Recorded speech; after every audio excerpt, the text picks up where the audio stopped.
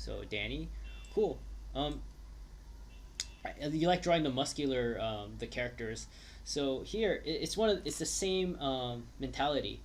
You did the study here, connect the neck. Let's say we design um, event like this already kind of looks like Venom. So let's quickly. Sorry, I said I would just do a verbal crypt, but this is cool. Um,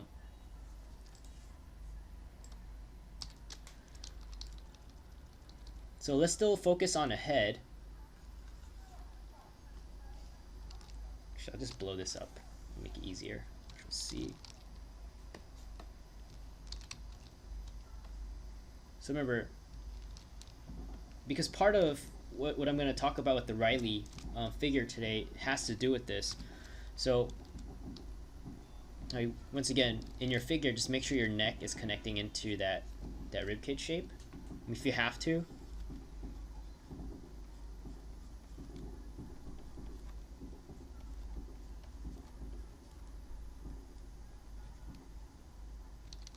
I think there must be a twist here. So let's say this. Just make sure that there's that nice connection. But all right, let's say we're well, sorry. You have this. We have this leg. Will it help if when you're redrawing it and you're drawing the cartoon? This is when I think a lot of times you'll benefit when you draw from realistic stuff, because when you're drawing cartoony, you already start thinking about, well, the head's pointing here, everything should be framing this, there should be a bigger shape. Is this a powerful hand? I mean, you look at your actual reference and go, oh, it looks like they're maybe grabbing something. So what I'll do is I'll use a lot more straights, and I'll try to get this arm, even if this arm is pointed maybe like this, I'll just change it so it creates like a giant triangle like this. This leg here, maybe this shape here, it's not as clear, and even I look at the reference, there's a tangency. Maybe I'll just move the leg out a little bit more.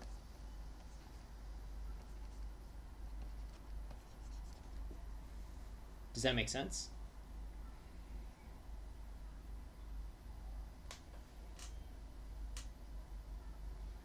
It becomes less about just straight looking at the reference and copying it, and it becomes more about designing it.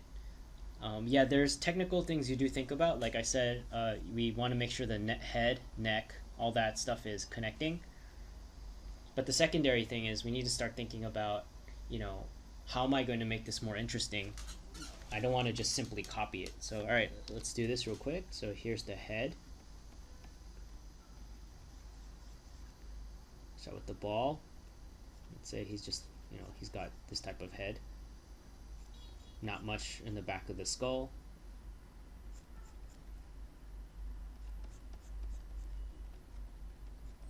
He doesn't have much of a neck. Here's that center line.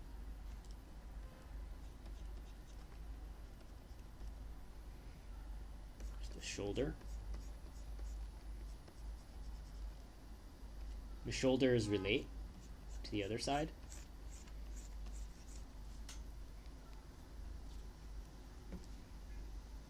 I have this arm up, facing down. I'm thinking about that sternum. That sternum is, a bone. Rib cage is going to be 90 degrees from it, so it would be like this.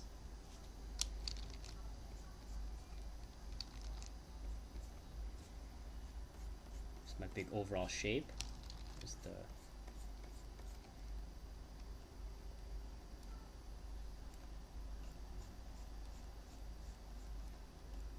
There's a twist. This is my stretch. Twisting him too much, it's fine.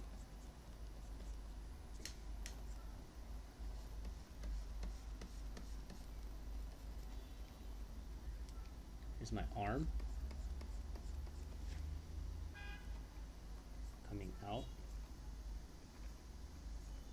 And I'm trying to think about that, this thing here, so get the gesture of that arm.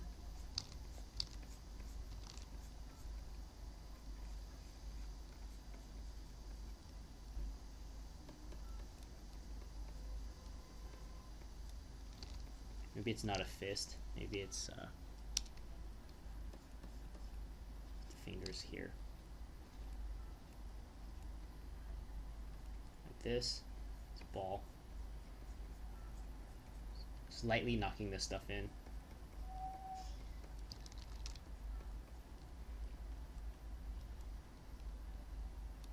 Shoulder would be the other shoulder. Maybe this leg, I'll have it coming out this way.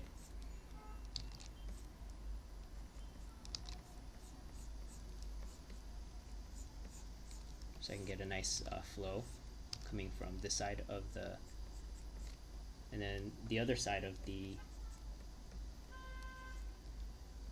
leg, I want it to come out like this, and I'm going to go with that.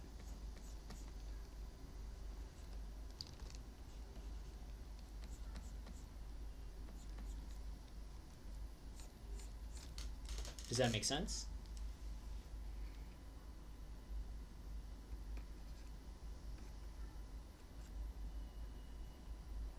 So what you're doing is you're really just trying to play around with what it is you're looking at. And once again, I'm getting a tangency here. So I have to make a decision of how I'm going to resolve all that. Like what's definitely in front. What kind of shapes do I want for the leg?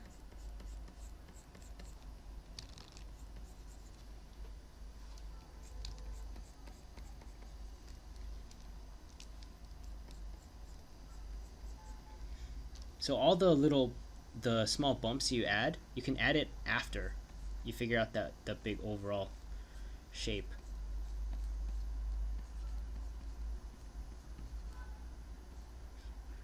Let's draw a very muscular.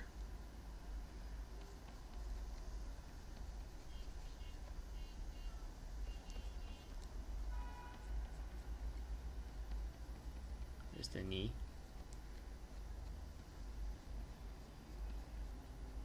Calf muscle.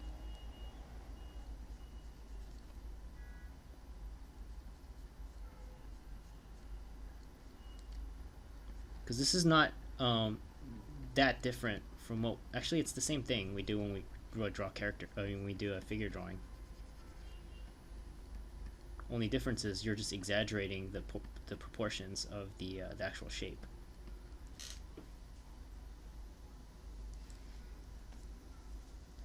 Anytime we want, we can always come back in and just add the details.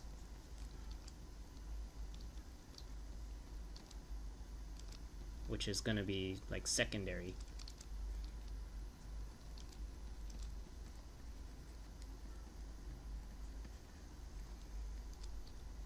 So you see we get like depth and form very quickly if we have a very clear shape. And you can render this all you want after. Does that make sense?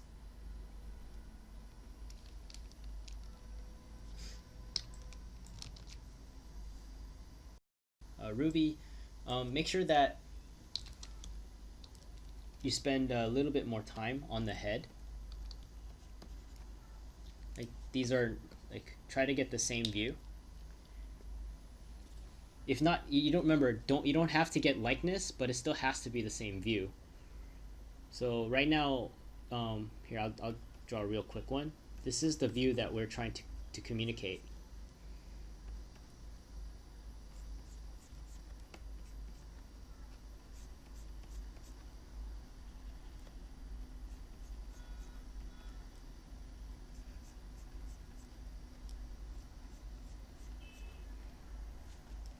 So when you draw your Eric,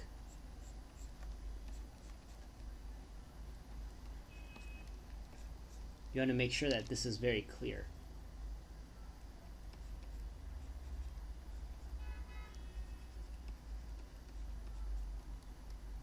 Or you communicate the head looking down. Because already if the head is not at least in the ballpark of what's going on, then we're off to a bad start. Because then the neck doesn't make sense, and then the rib cage doesn't make sense, and then it just kind of snowballs from there. So it's all about clarity. See, if you think cartoony, right? This is where you resolve it. If you look at this, the more realistic one, it's a little bit stiff. Like her back is like this. When if you look at the reference, it's more like that.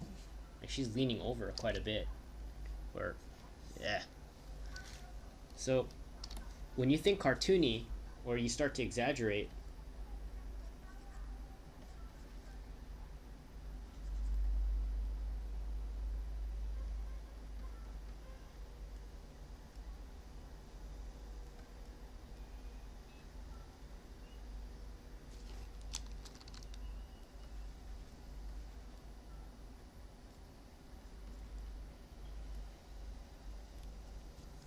what ends up happening is, you already start, it's weird, you'll start thinking, oh, this person looks sad, so alright, they're sad. Their neck, they're going to lean forward.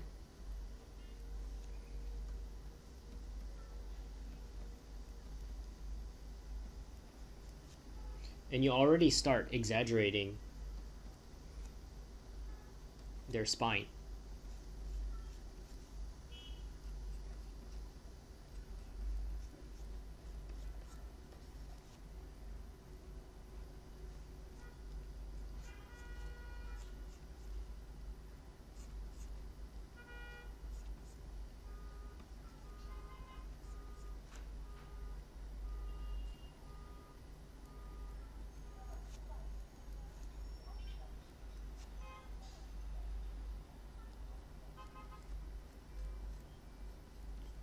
Basically, to exaggerate, you're going to be playing around with just length and width. For example, if someone is sad, or if someone is very proud, or standing proud like this,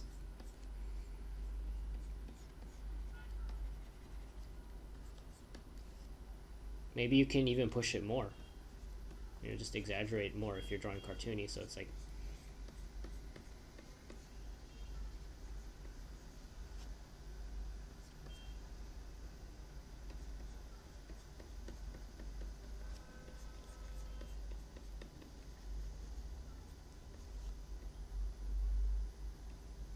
now this person's really proud.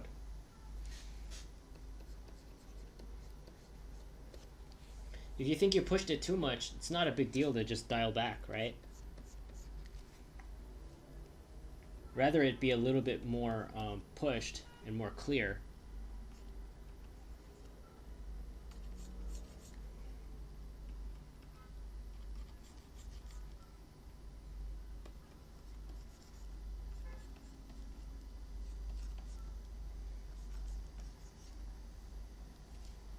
Then, you just kind of play it safe.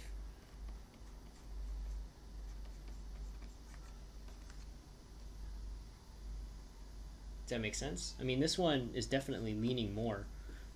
But what will happen is, if you start this way, and then you start adding the lumps and bumps, it starts to just look more similar to this. Or even then, if you make her look sadder than she actually is, in your actual drawing, it works really well for you.